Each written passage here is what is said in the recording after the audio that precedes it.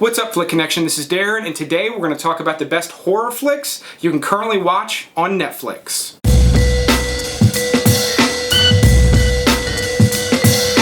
So I want to welcome a bunch of new subscribers this week. One of my videos on horror movies on Netflix went a little viral last week, and the channel just got a big boost in subscribers. So thanks for subscribing, thanks for the views. I wanted to give you another top 10 horror movies on Netflix because so many of the ones from that older video are now no longer available.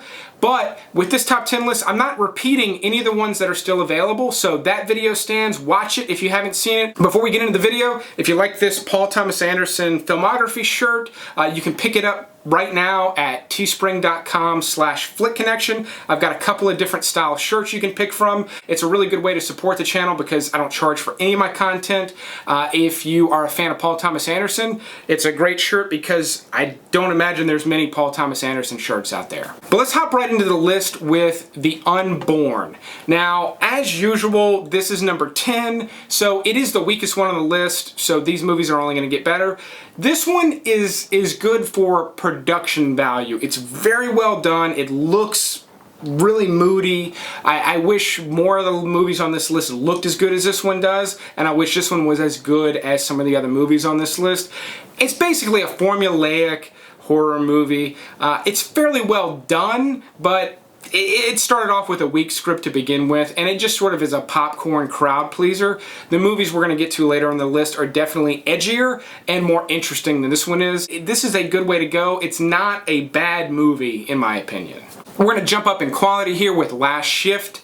This one is done on a very low budget, so the production quality is extremely low compared to The Unborn, but it is really creative.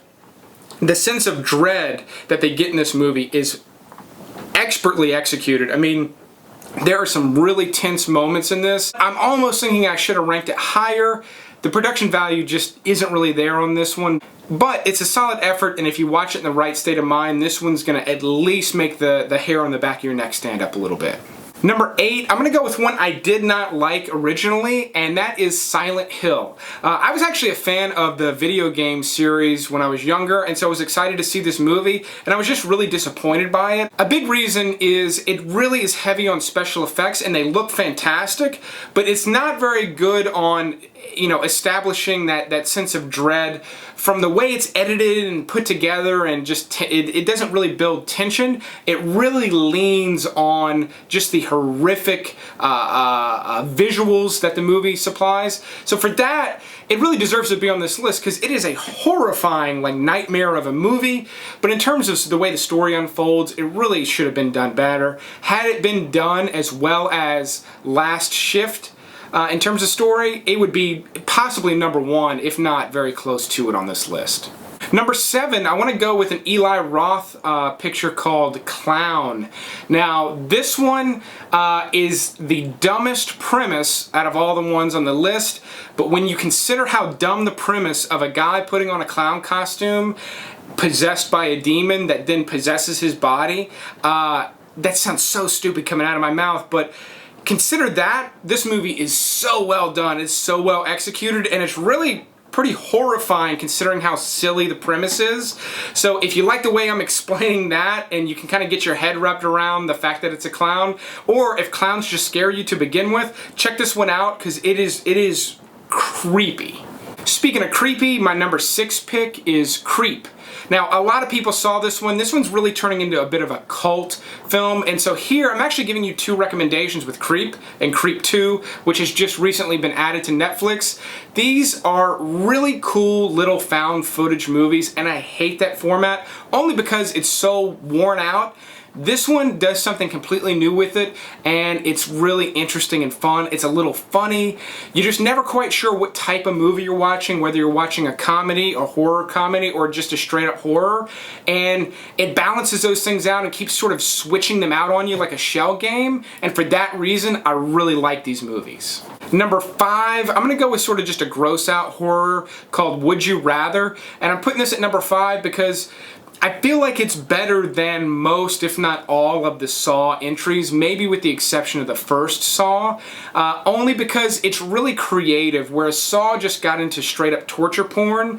This kind of does that. People are tortured in this one, but it's done in a really creative way where you've got a table, a banquet table full of game participants that then have to basically play this really morbid game, and there's only going to be one winner that makes it out, and they have to like do things to each other. And it starts off fairly tame.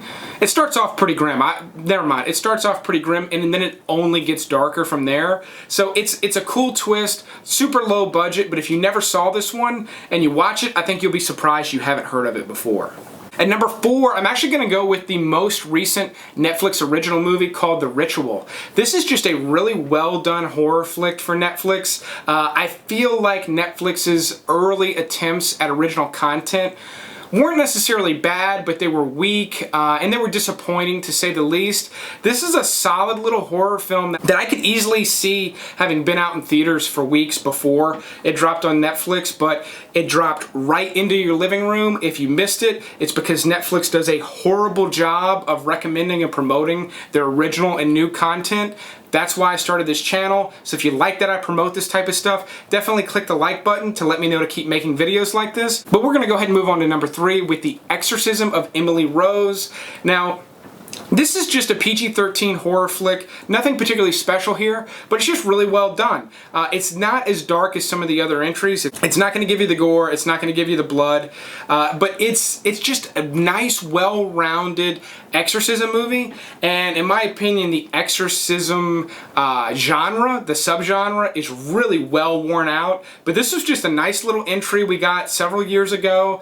It did well in the theaters when it came out, but now people have kind of forgotten about it. If it's been a while since you watched it, I would recommend rewatching it. If you somehow never saw this movie, it's just a solid, straight down the middle little horror flick that really doesn't have many flaws other than the fact that it probably shouldn't have been PG-13, but we'll forgive it, and we'll go ahead and move on to number 2 with really one of the better horror movies to have come out in years, with The Conjuring. Now, some people like to hate on this movie just for the sake of hating on something for not being scary. As far as horror movies go and what has come out in the last decade, The Conjuring is really one of the best. It's really well done. My only complaint for this one is that it almost has too many scares in it. They're coming so fast at times that it's like, okay, you kind of anticipate them at certain points because they're just happening every couple of minutes, but they're all done really well. The production design is great. The story's pretty good. It goes a little off the rails towards the end, but that's kind of what you want with a horror film. Honestly, I think it would have been better had they reined it in a little bit, but that's a nitpick for a movie that I'm just glad they made it. So many things, you know, entered into this genre in the last 10 years or so are really just garbage, and this one is just a solid gem that fortunately a lot of people saw, and in my opinion the sequel was just as scary, although not nearly as good in terms of story. And for number 1, I think it's one of the most creative mainstream horror movies we've had in a long time, and that's Oculus. This one was just really smart. Again, it's kind of straight down the middle. You're gonna expect certain things, other things surprise you. Luckily, a lot of people did see this movie for good reason. It's a really smart movie. It does some odd things. It's not brilliant. It's not The Shining, so I don't want to hear it in the comments. But for just a regular little horror movie, this one really surprised me. I'd heard good things, and I was still surprised at how good this one was. It's one of those movies, and I say it on this channel all the time, talking about it here makes me want to watch it again. So I'll be watching this one again sometime soon, but it just came back to the platform recently. So let me know what your thoughts are on that one, as well as any of the others on this list. But thanks for watching, and you will see me next time.